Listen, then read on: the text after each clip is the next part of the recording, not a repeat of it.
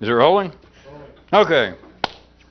Welcome to another show in the continuing series of the mental version, the neural version of you show me yours and I'll show you yours.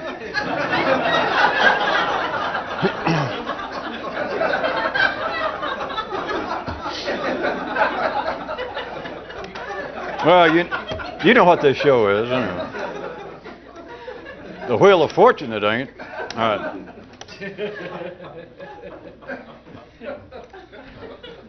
From last time, I want to draw a little quick diagram, if you recall, what we were talking about how at ordinary neural sites, there is a central power, but the central power in anybody, always is tied to foes and supporters. And thus it is no real authority. And then, and our crude attempt last time to point out that if you indeed could move to a new neural building site, it would be a place where there would be no pros or cons, and it would be like a fresh point, central focus point of power. But that being a new power source, in a sense, there would be no people to rule, and so there would not only be a central seat, focal point of power, but also, as it were, the new neural mental landscape would almost be wall-to-wall power.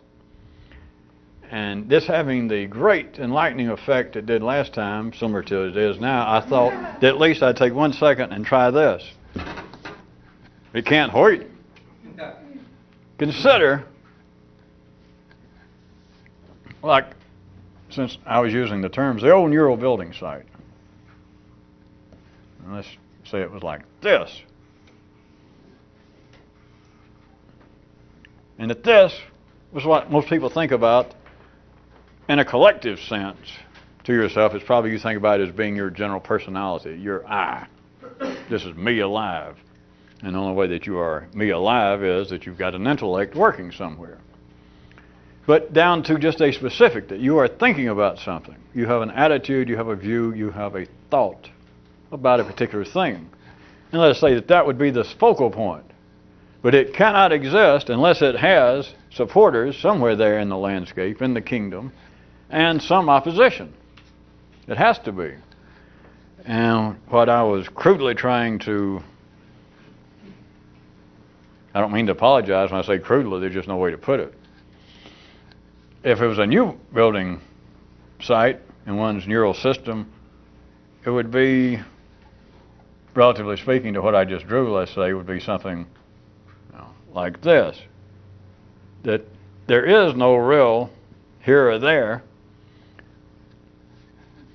but it is the site itself would be comparable if that was the focal point at any particular time in your neural system, in your thinking, then this would be comparable to that. And it's got no people. It's got no opposition. It's got no supporters because it's got no people. There is no real landscape that has been populated yet. It's just it. And that same Kyroots and several other people have noted that without foes, or at least people, the old rulers can't rule. That is the nature of it, the top drawing. The second drawing is take your best shot. But it is a focal point, but it's at a fresh place, and it is not structured. It is not at the expense of some supporter, some supporting idea, some collateral idea, and it's certainly not the expense, as it has to be with ordinary thought, dealing with polarized energy in a three-dimensional world, that whatever you think, it's got opposition in there. Of course, the ordinary people opposition is, the wrong idea. That I know that this is true, that 2 and 2 is 4, and you're right. That over here is some opposition, dumb stuff. Like when I was a kid, I said, my parents tell me that I used to say 2 and 2 is purple. It's silly. Now that I'm a little more intellectual, I could say the opposition, as you call it, would be like 2 and 2 is 5.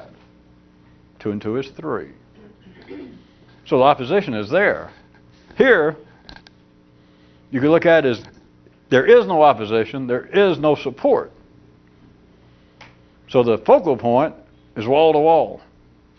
There is a central, brand new center of intellectual power and authority, but it's not anywhere that you can put your finger on. Oh, all right, here we go. It's my pleasure to have cleared that up. I want to point out some more operational distinctions between what we've been calling thinking more than you have to, which would be is somewhat represented by that second diagram, as opposed to the ordinary, wherein everyone, did you say everyone? What are you, deaf? That everyone thinks just as much as they have to. I wasn't speaking to you, sir.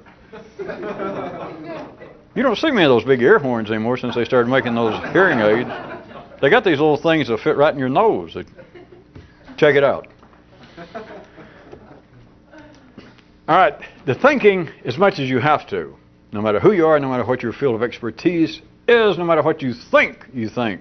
If you're thinking just as much as you should, this involves certain kinds of speech/thought defense. Not in some cheap psychological sense, but a real defense. It's kind of a explanation-based defense. But it comes in the nature of this. I can wrap it up into pretty short sentences. That the thinking as much as you have to will come out in people if they're questioned at all, if they even question themselves. It will come out with this kind of speech/thought correlated defense/explanation. /////. It goes like this. I'm quoting now. I have it on good authority. End quote. Or, quote, recognized authority supports my thinking on this matter. Now, even though you might never use those terms, doesn't matter. Because, such as that top diagram, whatever at any particular time seems to be the standing tall, the one highest in the saddle, the one that seems to be in charge, the one that seems to be the neural power source, the authority at that moment, is saying. Normally, that's why I gave you two versions, but normally this is what people are doing. Hence, the ever popular use of quotations, even when no credit is given. Is the thought from the central ordinary source is saying tacitly, and not the kind that the topless dancers wear. That's something else. Some of you keep confusing that. I know you can sling the truth around, but this is something else. Tacitly is the word. T-A-C, not T-A-S-S and all that. Yeah, but can you sling the truth around and make one of the truths go this way? Oh, no.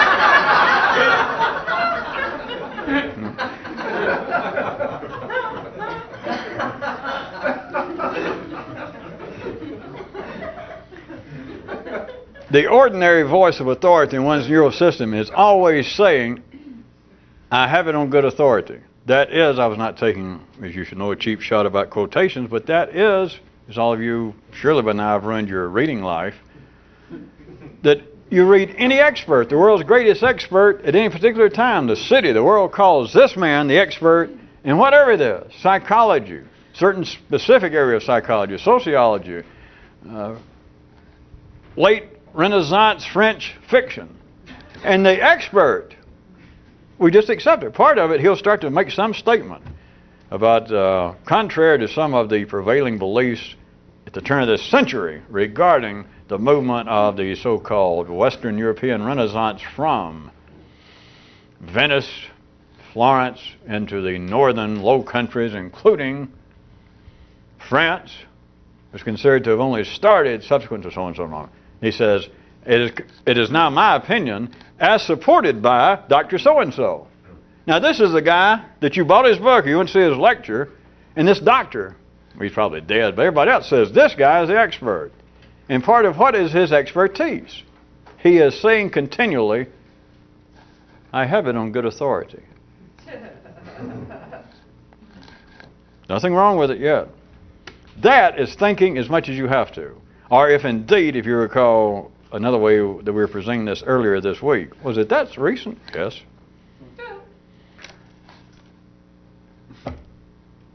That if someone apparently is satisfied just for a second with what they think. You recall I was describing another way to test yourself at home. If the little strip turns blue, you might be intellectually, it can't happen in other parts of your body, but you might be just a little pregnant.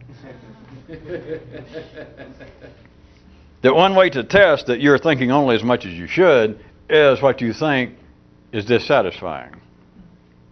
Or the alternative, that if it's not, if you do apparently have some thought that is satisfying, then you are disturbed that others do not agree, you recall.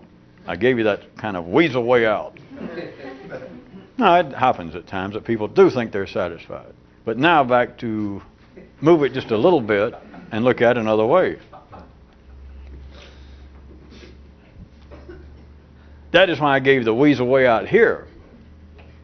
That if you were not saying, whether tacitly or otherwise, do you guys know the stripper? If you were saying, even if you were not saying tacitly that, all right, I have it on good authority. That is, you're pulling out quotes or you're referring somewhere extrinsic to your thoughts. So here are my thoughts. Here's my expert thoughts. Here's my personal thoughts. But I have it on good authority. And of course, what you're going to do is bring up the good authority and attach what you said. But if apparently you had a thought that you do not have to quote somebody, this is related to almost having a satisfying thought, relatively speaking. That even when you do that, if what few times that might happen, if you had what seemed to be your own thought, again, it is always, in some way, it is always supported by, it is always carried along by, it is always in the company of saying, overtly or otherwise, quote, also, might you note, that recognized authorities support my position. Now, all of that is fine. That is the way life works from top to bottom in the city. But now, would you kind of compare that with what we've been calling thinking more than you have to? To make the comparison somewhat verbally balanced, then let me repeat the first two. That if you're thinking as much as you should, just as much as you should, just ordinarily, then in some way you're going to find yourself in this kind of company where either said, overtly or otherwise, is one of these two ideas, one of these two kinds of energetic defense statements that I have it on good authority or recognized authority supports my thinking. Compare those two. For those of you who did major in French Lit, CF those two. No, sir, that was not profane. Is this guy related to somebody down here? He looks a lot like somebody. Compare those two statements with this if you were in a new way thinking. More than you had to draw you two sentences to compare would be like this, quote, I thought it for myself.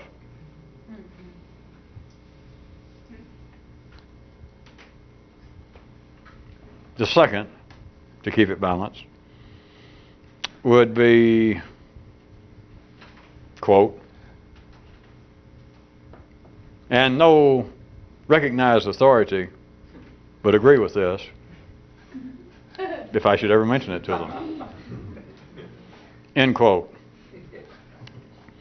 Do you hear this is not just playing with words, and it's not being sarcastic, and it's not trying to build up some sort of funny, super egotistical, intellectual paradigm of some kind. But you just think back to yourself. Don't worry about other people. How rare is it that you have ever thought, that you have ever felt, quote, I thought it for myself. It would be an absolutely satisfying thought. It would have to be into a new area. It would have to be in your brain. Not somewhere that I pointed to, not somewhere that some religion pointed to, not somewhere that some real estate seminar pointed to. If somebody pointed to it, forget it. Talk about wasted energy. All right, don't forget it. It has got to be somewhere that no one points to it. There is no authority. It is satisfying. But just ask yourself, I won't stay here and become overly dramatic. At least I don't plan to. Did you actually ever felt that, hey, I thought of that? Or the kiddie version, hey, I thought of that all by myself. Do I have to add that? That just stretches even the credulity of those who can see beyond the polarized level, verbally at least. But the feeling that I thought that all by myself. Now, I could right quick point out that that is closer to the tangible background of all city ideas, all ordinary ideas of mystical experiences and insight and enlightenment is people, and normally it ends up down in some level in a religious context of people not questioning that they had some extraordinary experience up here, forget their soul and talking to the gods, something up here went kapooey. You know, some people did it with drugs. Well, you remember back in the 60s when you could buy little tabs of kapooey. But they end up, the feeling was, I thought this. You know, I just suddenly looked around after I'd been tripping here for 2 or 3 hours or 2 or 3 days. And there I was nude on a bus going to Portland and wondering what was going on. And suddenly, and then after that, it doesn't matter what it was, but what they were trying to say, you know, they said something. Normally it's like, I realize that everyone who rides a bus is my brother. Or, you know, or that if everyone rode a bus, there'd be no wars. Or, you know. The actual words are unimportant. Or you can move it back out of the 60s. You can go back to 5060 BC. And somebody was saying something like that. The point was, in a sense, they for the first time had a thought, relatively speaking, seemed to be a thought that I had for myself. And of course, after that, they have to attribute to all kinds of places. Well, the LSD let me peer into the navel of the cosmos. Or if they weren't taking drugs, other people say, well, God one time came to me. Allah, for some reason, chose your humble servant and whispered the truth. And after that, it doesn't matter. Because it's not going anywhere, but what they are, I'm suggesting to you, what they are trying to relate is the experience outside of, quote, thinking just as much as you had to, it just something happened, the kapooey pill. And what it amounted to was, forget enlightenment and talking to the gods, and I saw the truth. It was closer to this. I thought that for myself. In other words, it just seemed to come from nowhere. They might attribute it to God, or if it was not, to drugs. And if it wasn't drugs, they might attribute it to some kind of religious ritual, fasting, praying. You know, they have to look somewhere, but at that moment, what makes them want to write a book, what makes them want to dance a little dance and talk to people later is, relatively speaking, compared to, I have it on good authority, for that second it's like, I suddenly had a thought. I suddenly thought something for myself. It's like I suddenly thought it all by myself. Like a kid, if we're going to do it in a physical way, it's like the first time I climbed up on the counter and opened the cabinet by myself. The first time I could go to the bathroom by myself. It's like one time I suddenly had a thought, and it was like, it's not on good authority. It's like I had a thought by myself. Strong medicine. Because in ordinary human life, the intellectual energy is getting stronger and stronger, and so it's always strong. Thus, people fight now over ideas as opposed to just fighting over food or sex or shelter or land. But internally, it becomes to the individual. The more and more you're civilized, the more and more that you are up to date, fashionable, with it, hip. The more this is the seat of enjoyment. That's why the Kyroot. I'd like to drag in the ones that, and then say that some of you just seem to miss, which, whether you missed it or not, everyone seems to enjoy it. You recall a guy who said that it seemed like the more civilized you are, entertainment gets down to this. Or one sign of being civilized is that you pay somebody to do something and then you watch them. Think about it. Is that not what you do anymore? It's not enough to go home and eat. It's not enough to go home and get in an argument with your girlfriend. It's not good enough to go home and jump in bed with your sexual partner. Not that people don't still do it. But then they think, well, now what? Let's be really entertained. And then they'll go pay $10 to go to a porno film. They'll go pay $10 to go watch somebody eating a movie. Or go see a movie or go rent a, and play it at home to watch people argue. A movie with some kind of plot. Boy meets girl, boy falls in love, they argue, they fall apart, they get back together, and they say, let's don't argue anymore at the end. They pay somebody for them to watch them do something. If it's not that, it's going out to a sporting event. Hey, Fred, you want to go run? Nah, wait a minute. For $7, we can go down here at the college. They're having a track meet. Only $7? Well, hell, let me take off my track shoes and I'll put on some good clothes and we'll go pay and watch them run. Is that it?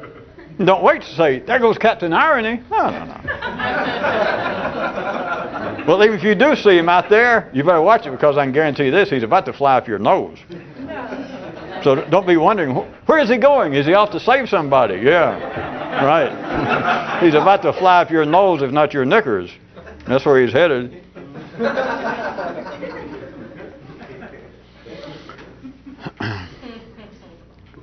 There is never any authority, good or otherwise, for new thinking, for revolutionary thinking. At any time, there is never any good authority. And that's one way to tell that it's no longer useful, which only takes a few seconds, because then it becomes authoritative. Not that there's anything wrong with this, but if somewhere in the past, if you thought of something, the idea of democracy, the idea of a free market system, the idea of Marxism, the idea that women should wear lipstick, if you consider that any of those, any other thing you think about, was some true moment of somebody somewhere, one individual, had his own or her own thought. I suddenly thought for myself, or as I used to call it, some great moment of epiphany, enlightenment, great insight. At that time, it had no authority. That was the only reason that people went, geez, when they first heard it. But Jesus, even if you spell it with 2 or 3 E's right there in the first, you're only talking about 4 or 5 letters in a word, and it's gone. It had no authority, but now it has authority because the people who heard it went, wait, did you say what I thought you said? Would you repeat that? All right. It had no authority is why it struck people. There was no authority for it. But you see what's coming, don't you? Well, except for him. What's coming is, as soon as they went, would you repeat that? Yes, I believe that. Or my thought is, now it's authority. All you got to do is repeat it. As soon as you repeat it, it is now some authority. The person that repeated it. If it is new, if it is whatever revolutionary thought is, not trying to be coy, but if you are thinking outside the limits, outside the need for what you should think, if you indeed has ignited your own brain, if the lightning was not only flashing all over, but was hitting in places now that you were running trying to stand there. Forget the kite. Forget trying to fly Ben Franklin on the end of a pole. What you're trying to do is get hit yourself. You've got the eternal chemical landscape through which to run. But what you got to do is be hit by lightning in a new place. If you can get there, if you can think more than you had to, if you can suddenly think anew, that is, I have it on good authority. If you're suddenly somewhere and it goes wham, and it's closer to what I said, that I thought that all by myself. At that moment, there is no authority for that. None. But if somebody says, not excluding yourself, would you repeat that? Yeah, in fact, let me write this down. Now there's some authority for it. It is no longer fresh. It is no longer new. It might be to somebody else. You might go out and make some kind of phony baloney living. You might get a tent and become some kind of new age gazelle, guru, gazebo, placebo. But it is no longer fresh. Now, if you go, wait a minute, Jesus, I thought I had read some strong epithets, truisms, proverbs, but that's it. That is the one single most greatest thought in the world. Clean up your English. Later. The greatest thought in the world. I got to write it down. This will change my life. It's too late. It now has authority. And it doesn't do anything. You either can hear this and smell it a little bit, or you can't. There's no way to prove it, of course. Well, even maybe there is, but I'm not going to do it. Yeah. Well, it's painful. Anytime it's fresh, there is no authority for it. But as soon as it's repeated, as soon as you go, wait, whoa, I got to remember that. Yeah. It now has authority. And it might impress somebody else. Doesn't matter. It's not important. It's not good or bad. You might be able to relate it to somebody else and them go, and apparently equally be impressed. But it now has authority. It is not fresh. And you can say, well, it's fresh to them. So what? Go find a stall at the farmer's market. Don't tell me that you're thinking. All you're doing is passing along kumquats, and they're all used. That's why this is of no importance, and you could take it as a psychological observation if you were that dumb. And I can tell none of you are psychological. But you could say that is why ordinary people want to talk. How about from 4 or 5 nights ago, another Kyroot? It was pointed out that talk is the morphine of stupidity. A few people chuckle that night. Kyroots and I kind of like that version. I could have said other things, that talk is the attempted self-treatment of stupidity. I don't know, I kind of liked, once Kyroots thought of it, that talk is like morphine for stupidity. Anytime you're suffering about how dumb I am, hey, ease up. All you got to do is talk. Find somebody and say, you can say anything. Just get going. Like, sometimes I really worry about how stupid I am. Start off with what seems to be the obvious. That wouldn't matter. Somebody go, oh, no. And if they've got any kind of way with turning truisms and proverbs, they might say, nay, nay. In fact, someone who could say what you just said is proof itself that you're by no means stupid. And you go, and it's like self-induced morphine. How else do you explain that people want to sit around and discuss things? How do you think that poor John Milton ended up like he did?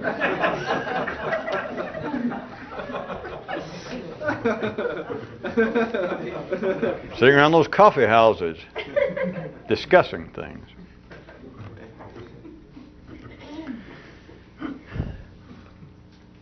There is never any authority whatsoever.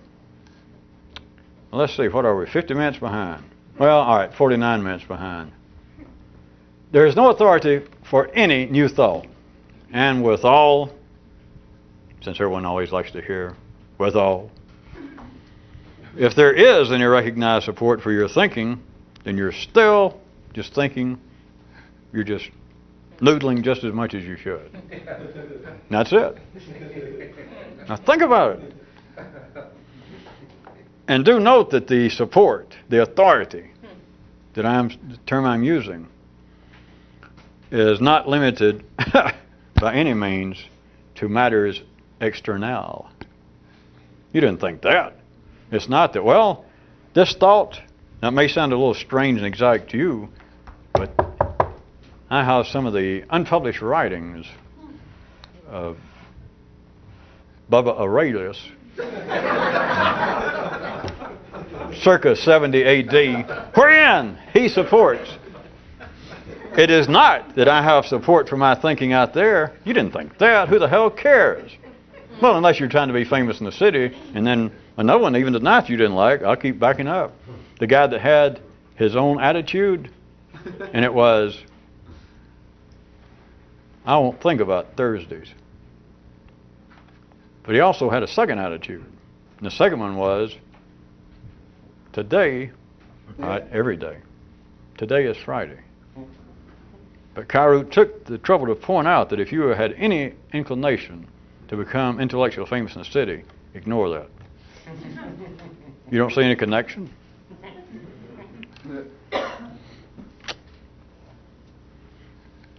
There has got to be authority. There has got to be this apparent linear progression of explanations. That which at one time seemed to be real, and that which then became or appeared to be theoretical, speculative. And then it became real, and it seemed to keep moving along. There's authority.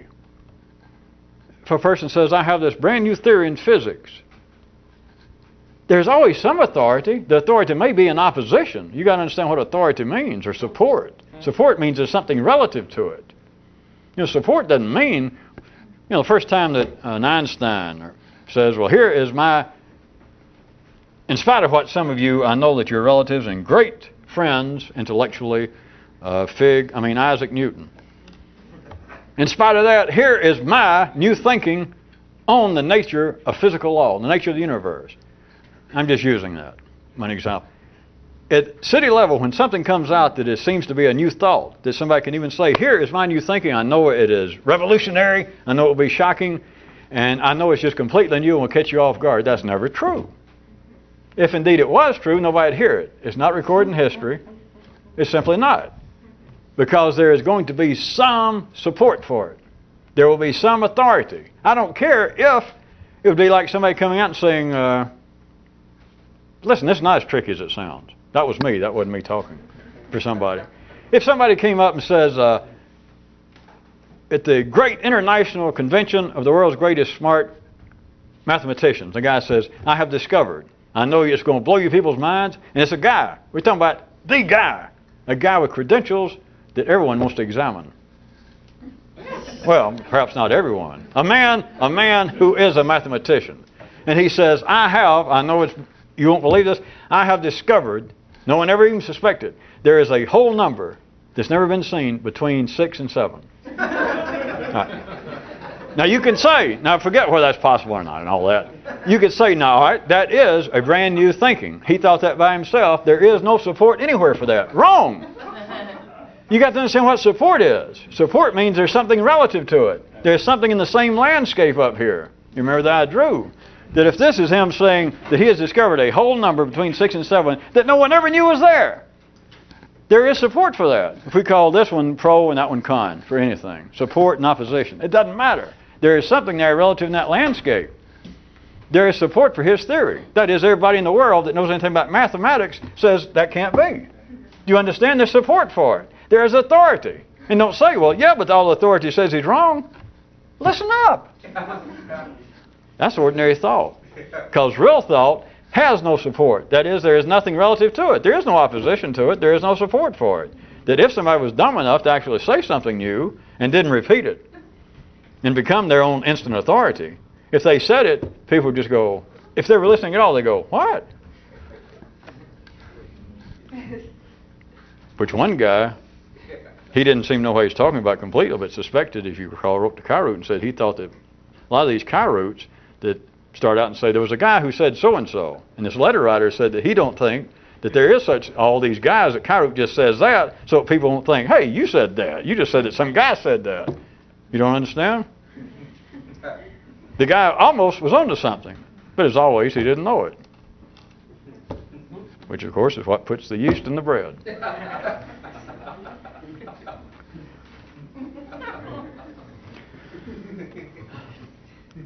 So the idea that there is any support, that ordinary thought, that someone thinking just as much as they should, that they're always saying, one way or the other, that there is the energy, the thought behind whatever they're saying that says, I have it on good authority. That is, I can quote somebody. I can rely on somebody. I can tell you they agree with me. Contrary to that, real new thought, whatever revolutionary thought, what would be thinking in a place that is now not operational in your brain, but still within these dimensions, would have no support. There is no authority, good or otherwise. You don't have to say, well, I have it on good authority. There is no authority.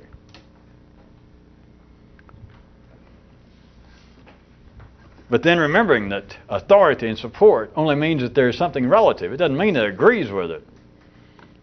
So on that basis, what a person will be asking themselves in this kind of landscape that I kind of sketched from the bottom drawing over here, would be you asking yourself the nonverbal question, does anything in my thinking relate to this? Whatever it is I'm thinking. This that seems to strike me as being, this is me thinking. I thought this for my friggin' self. Is there anything relative to it? Is there anything to support it? Is there anything to question it seriously?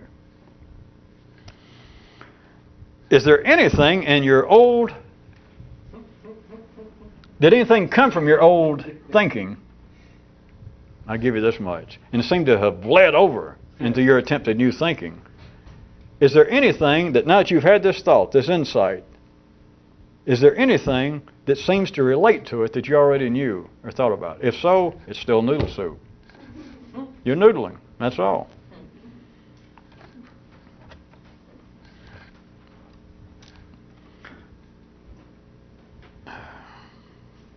Well, not much sense in trying to press on in 3 minutes.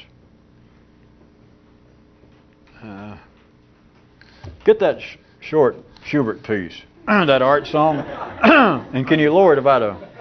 We can do it in about 2.5 minutes, can't we? Can you lower that about a step? My throat... Even I wouldn't do that to you poor people. Many years ago, Schubert and I made an agreement. He said, if some of you guys would just keep your hands off my wife... I wasn't supposed to have said that. Well, plus he used to mistake me in earlier times for Papa Brahms. But he was even having trouble then because for a long time he thought that they were saying bronze. I don't know how, but he kept looking around. People kept telling me that they said, Franz, Clara's fooling around on you. You know, don't be a dunce. And everything, he'd say, who? And they kept talking about bronze, and he kept thinking it was some kind of composer that was already dead and had been bronze. It was some kind of hearing difficulty. Is this any way to kill 3 minutes with decent people? Is this any way to kill the memory of an otherwise decent composer? Romantic though he may have been, but he couldn't help it. Man was German. He had his choice. Either, if you're German and you've got any artistic talent, I mean, you got any kind of Germanation internally, what's it going to be? You're either going to be ballistic, or be a romantic. And on that almost unbelievable insight, for Vanna and I, see you next time.